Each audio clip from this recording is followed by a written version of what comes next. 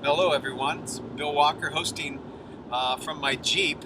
As many of you know, my dad has been suffering with emphysema for quite a while and now is in kind of the last stages of his life, has gone to the hospital, and me and my brothers and sisters are all kind of rallying, trying to get down to New Mexico, where my family is, to spend these last days, quality days with my dad and to support my mom.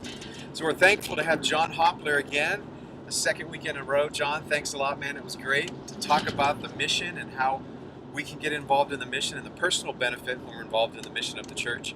And we just thought here at the end of the talk, we would just take a couple minutes and take what John said and now put it specifically in the context of Chestnut Ridge and the mission here and how we go about doing it.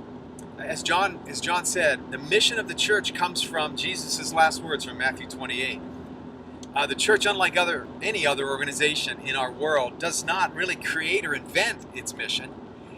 It needs to discover it in the pages of the Bible. And we have done that over the years and refined the way we articulate this, but we've always been a church that's on mission, reaching people and helping them grow. And so here at Chestnut Ridge, recently we have crystallized our mission statement to go like this. And you've heard it, and you'll hear it again and again. It's to lead people in a growing relationship with God and others. And we framed it that way for three main reasons. First of all, because it points to the importance of relationships, that's what God was all about, and that's what God is about today.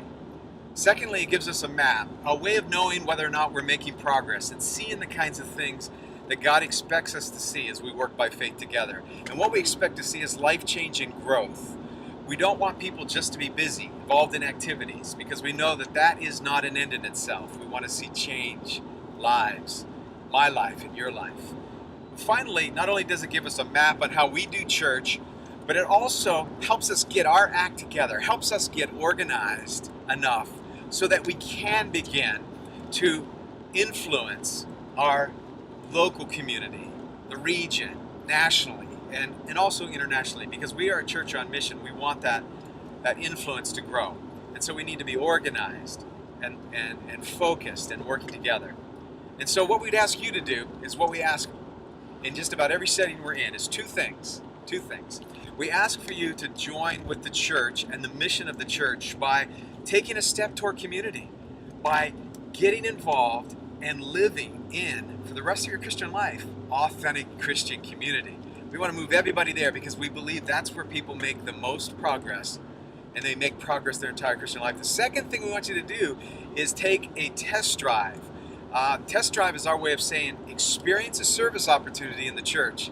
Help make life change happen by teaming with others. And so maybe you'll work in the kids area. Maybe you'll work with teens or students or go to work with college or adults. But we challenge you to move to community and take a test drive and begin to serve.